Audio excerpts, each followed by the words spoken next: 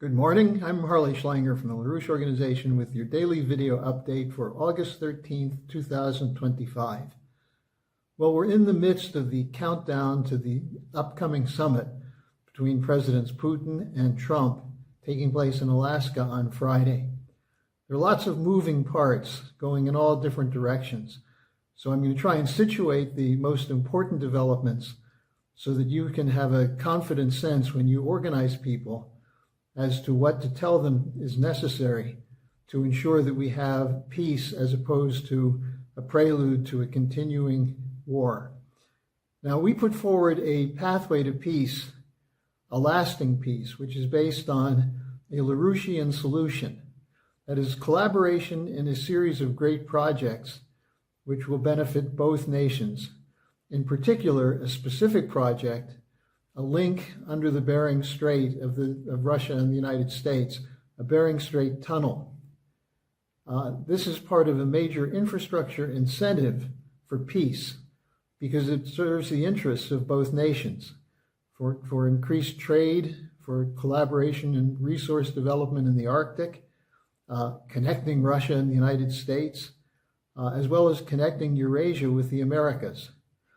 But the bigger gain is the commitment for joint physical economic development, investment in construction and building materials, for example, engineering technologies, the development of the labor force, physical economic collaboration as the essential feature of a win-win policy. And this is something that Lyndon LaRouche had talked about for the last 50 years. That, as Pope Paul VI said, development is the new name for peace. Now, this kind of project builds trust. Instead of a hot war and instead of a cold war or a frozen conflict, you have a benefit to each side for working together. Now, as I reported yesterday, there are significant efforts underway to prevent this from happening. And as usual, the City of London is in the middle of it. Take, for example, the editorial of the Financial Times. It calls for an unconditional ceasefire that freezes the conflict. In other words, doesn't resolve the outstanding problems. It would say just stop the shooting and leave the solution of the other problems for some later time. And as the Russians know, that's just an excuse to take the time to rebuild the Ukrainian military, which has been shattered by its deployment against the Russian military over the last 3 years. Now, the other issues which have to be addressed include legitimate security concerns, which led Russia to the special military operation in the first place. That is what was violated in the Minsk Accords, neutrality of Ukraine, recognition of the legitimate interests of the Russian-speaking population in the Donbass and eastern Ukraine, and the fear on the part of the Russians that Ukraine would join NATO, putting NATO military capabilities on the border with Russia. So if you don't resolve the legitimate security concerns of Russia, there will be no peace. Now, the Financial Times knows that. That's why they're saying you would have an unconditional ceasefire that freezes the conflict, but leaves all of these issues for future solution.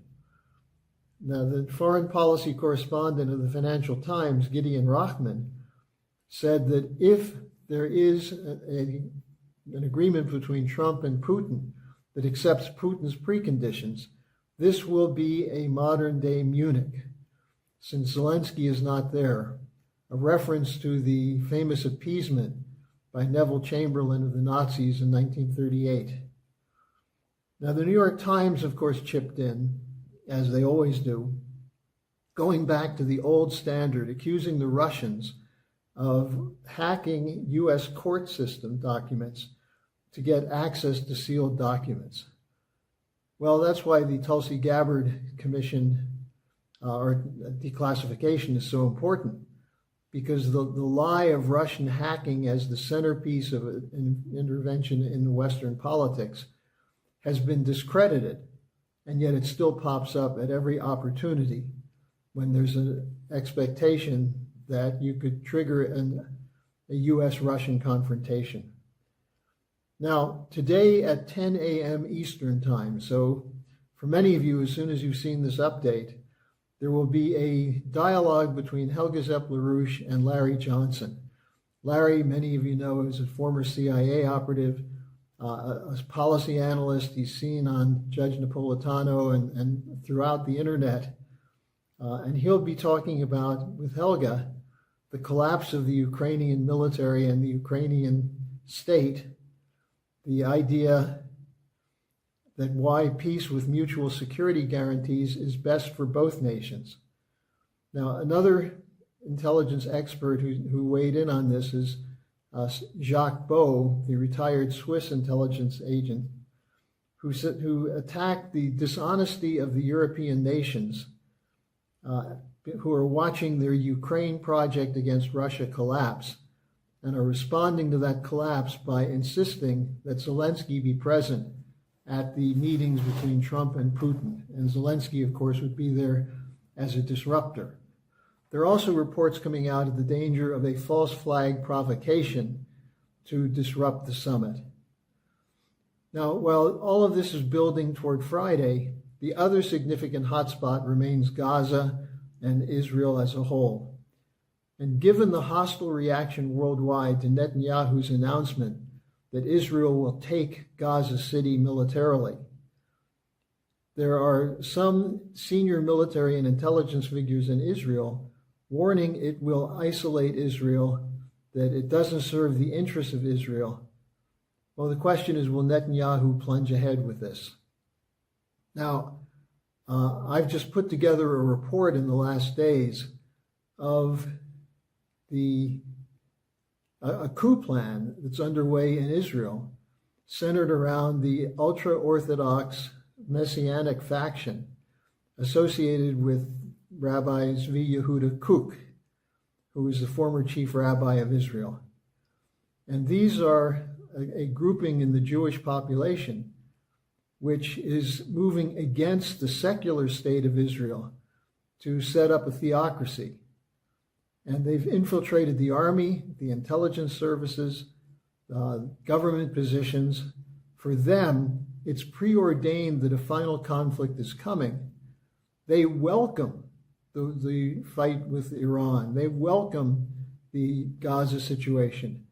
They have preached that what Israel is faced with is being surrounded by Amalek, that is, biblical forces out to exterminate the Jews, and therefore the Zionists have to exterminate their enemies first. And anyone who's not a Zionist is an enemy. So I'll have more of a report on that, because it's quite ominous that the West is continuing to arm an army which is made up of these messianic apocalyptic nutcases. Now, not surprisingly, those pushing this in Israel, who are mentored by Rabbi Zvi Yehuda Kook. Well, Kook, during World War I, was in England and was studying Kabbalah, studying the mystical tradition of Jewish supremacy. So it's not surprising that this would be the network, but it also gives another example of the British hand in these crises. So I'll have that report for you tomorrow, but what I would urge you to do is watch the Zepp-LaRouche Larry Johnson dialogue today. If you can't get it live, it will be archived at the link that's in the description box. And keep looking for opportunities to present the LaRouche plan of the Bering Strait Tunnel as the basis for a Russian-U.S. cooperation and normalization of relations. We have an opportunity for lasting peace. Why would we settle for something less? Why would we settle for a world order which is collapsing and which tolerates genocide in Gaza, tolerates a war of destruction in Ukraine? Why would we tolerate that for 1 minute more? So join us to make sure that we can have the conditions set for a lasting peace, not just for our lifetime, but indefinitely into the future. So thanks for joining me. See you again tomorrow.